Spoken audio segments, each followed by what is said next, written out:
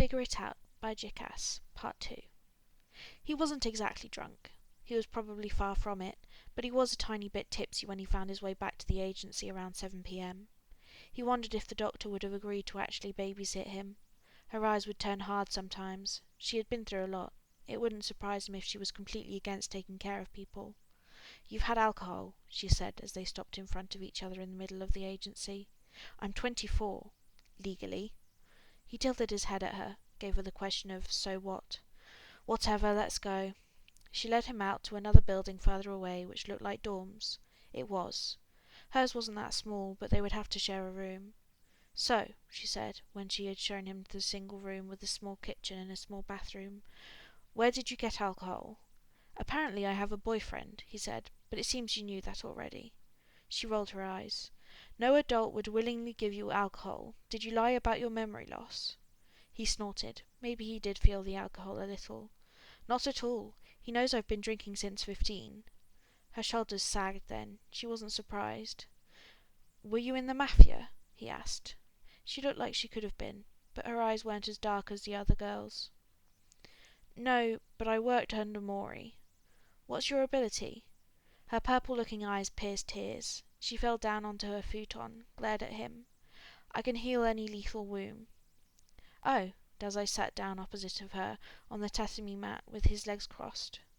"You're the angel." "I never knew you knew that." Dazai shrugged. He studied her, the tense shoulders and clawed hands. "I wouldn't have told you if it made you uncomfortable," he scoffed. "Believe it or not, but I don't enjoy talking about Mori if I don't have to." "You haven't even left the Mafia yet," she pointed out. "Shouldn't you still be on his side?" "I'm on other people's sides," he explained. "But me and Maury were never friends. He's always been afraid of me." Her eyebrows raised, but she looked almost impressed.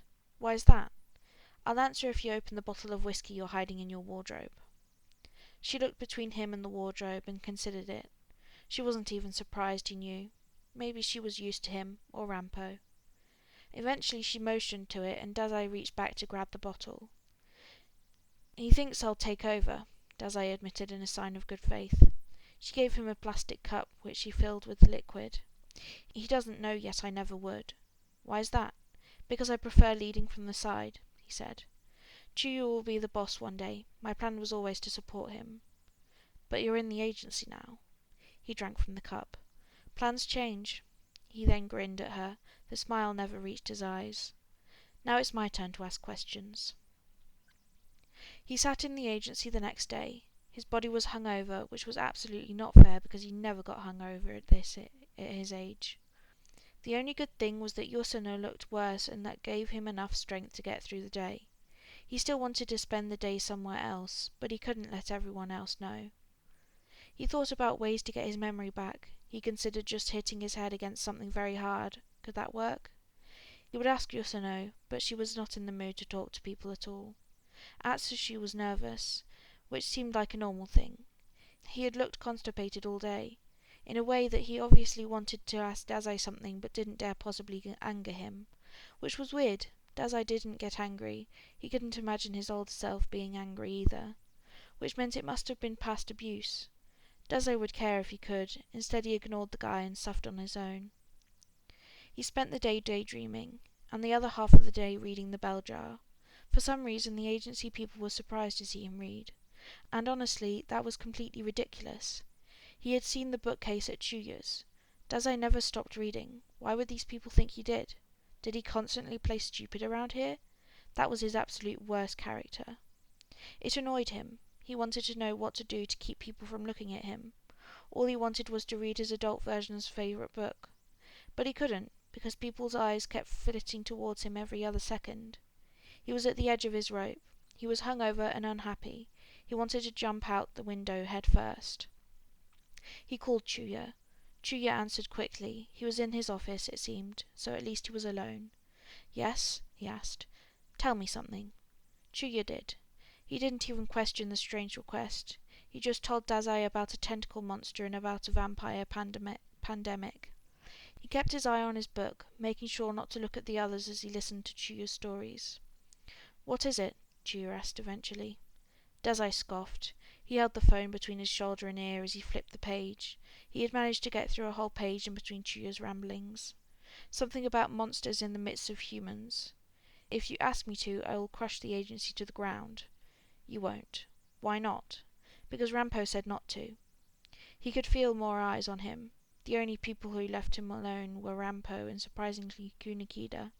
He hated their eyes, but he wasn't allowed to leave, so what was he supposed to do? He sunk down into his seat. Where is Rampo? He's here. Let me talk to him. Dazo furrowed his eyebrows. Why? You wanted help, didn't you? I never said that. Let me talk to him. Dazai pulled in a deep breath and got up. He walked over to Rampo's desk, gave him a quick glare and stretched the phone out to him. Rampo looked between him and the phone twice before accepting it. This is me, he said. Dazai watched as his expression went from surprise to petulance to what could only be described as a smirk. Sure thing. He hung up the phone and gave it to Dazai. We're going to play games. Dazai raised an eyebrow at him. That's the conclusion, he asked. Games. Yep. Dazai shook his head, but pulled a chair to sit at the opposite side of the desk. Rampo cleared it off until there was only a small bowl of candy in the very middle. This is me we're talking about, Rampo said proudly. He reached under his desk, pulled out a stack of board games and smacked them down on the desk, then another stack and another. There must have been 10 different games at least. Dazai didn't think they would all fit on the desk. We're playing all of them, at the same time, with timers of course. His eyes widened slightly. That did actually sound like a little fun. There were some typical games there like chess and Go, but then there were others like Cluedo, Onitama and Yahtzee. If they played all of them at the same time, he could only imagine the chaos. Against his will, a small grin slowly stretched across his lips. He would beat Rampo easily. He was great at multitasking. We're going to flip for who starts, Dazai said, for each game, or it won't be fair. Of course, Rampo said as he rummaged through the drawers. I don't have enough timers. I need people's phones. He called to the whole agency. Soon enough they had a bunch of phones to help as well. Yosono, Rampo called. You're not doing anything. Come help us. The doctor came out of the room a second later, looking a slight bit pissed at being interrupted. Though if Rampo was right, she really wasn't doing anything, and he was always right. She helped them fold out game boards and set up each game. You've never played anything with me, Rampo said after a few minutes. I assumed you didn't want to. I usually win too easily, he admitted. I haven't played a game like these in years. Rampo nodded. Too bad you won't win today. There's 10 games. We could draw, he pointed out. If we draw, Yosono will come up with a tiebreaker. Dazai snorted. I'll win that as well. The games were finally set up after a while. Some games had 10-second timers that started over from the beginning whenever someone made a move. Some had a countdown that paused when it was the other player's turn. Most of them had a 30-second countdown, mostly so they would even have time to move other pieces on the other board games. The 10-second timer was for a puzzle, which was one of the most interesting things they were doing. It was only 100 pieces, but they'd had to place a piece every 10 seconds. If they failed even once, they lost. Dazai loved it. He couldn't stop for even a second to think about anything other than the games. His mind was filled with strategies and plans, hundreds for each game they played. Yosono sat there and pretended to be a judge, though they wouldn't ever need her. Neither of them would ever fail as a timer. You're white, Rampo said and motioned to the chessboard. When you move, we start. Dazai looked between everything, every game and every competition. Yosono was ready to press her 4 times at once. They had called Atsushi over to press another 4. Rampo was ready with the rest. I hope you win, Dazai grinned and moved the first chess piece. Everything moved in a controlled chaos after that. Dazai moved to the puzzle and put down the first piece before going to the cards and then back to the puzzle and back to the chess. Rampo went along with it easily. They moved in a symphony of destruction. The agency watched in an utter fear as him and Rampo completed every game without one single timer going off. When it was done, he didn't win, but he was proud. They had managed it. Dazai hadn't been sure it was possible. Dazai thought his own eyes might be sparkling when he looked at Rampo after. Again, he said. This time he would beat him for sure. Dazai never did beat him, but he was close, and he thought with a few alterations he really could. He wanted to get to the point where it wouldn't matter how smart they were, where it would only matter of who went first or who was white in chess. At that point he could know for sure he won. Until then he would keep trying. The next day Dazai sat at his desk reading the bell jar. He had gotten over halfway, when his head started hurting horribly. The doctor had said it might happen. The sentence he was reading repeated in his head over and over again. The trouble was, I had been inadequate all along. I simply hadn't thought about it. He groaned quietly. He didn't want the others to know he was in pain, but it hurt so bad he had to grab onto his head to keep it up. The quote repeated like a mantra in his head.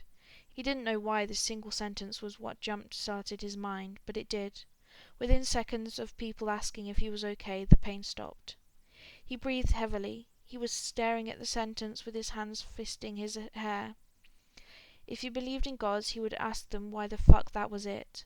Why, in this book he had read 100 times, why was this what would help him, this single quote that he only related to because of how miserable his life had been? He wanted to cry and laugh and jump out a window, but he couldn't. Instead he let his hair go and relaxed his arms. He had to look up. He knew this. He'd have to look up and see the worried faces of the agency members and tell them exactly why they should never worry about him. Because he was fine. He had things that kept him here, even if it didn't look like it. He, as a 17-year-old, hadn't been much. He had been an empty shell that could be filled by the people around him. Whatever they wanted he would do, no matter what he thought. But somewhere along the way Rampo had figured out what to do, Chuya had figured out what to do. Even Yosono, who didn't understand him at all, had figured out a way to take care of him when he didn't understand anything himself. He looked up from his desk, saw their worried faces, and Rampo's grinning one. "Welcome back," he said. "I'm so not waiting," Dazai told him, ignored everyone else. "That was the absolute worst." Rampo laughed heartedly. "You don't have to. No offense, Yosono-sensei," he said and smiled at the doctor. "It was nice staying with you. I'm not completely following, but I'm also not offended, so," she shrugged. "I take it your memory is back." Kunikida crossed his arms. "Why aren't you happier?" Dazai pouted. "And here I was going to introduce you to my boyfriend." Kunikida spluttered. "Not during working hours." "Oh, don't worry," Dazai hummed and brought out his phone. "I'm going home." "You should rest," Yosono agreed, ignoring Kunikida's complaints. He called the number with lots of slug emojis for a name. "Yes," Chuya answered within a few seconds. Dazai couldn't help a small smile. "Can you find me?" "Yeah," Chuya said, then, "always." The line clicked. "Is this a good opportunity to tell people I'm dating a guild member?" Rampo asked. Dazai hummed. "Wasn't that obvious?" But everyone else stared at Rampo in shock and confusion, so maybe it wasn't. "You are what?" Kunikida exclaimed. But he tried to calm himself down. He wasn't supposed to get angry at Rampo. No one ever was.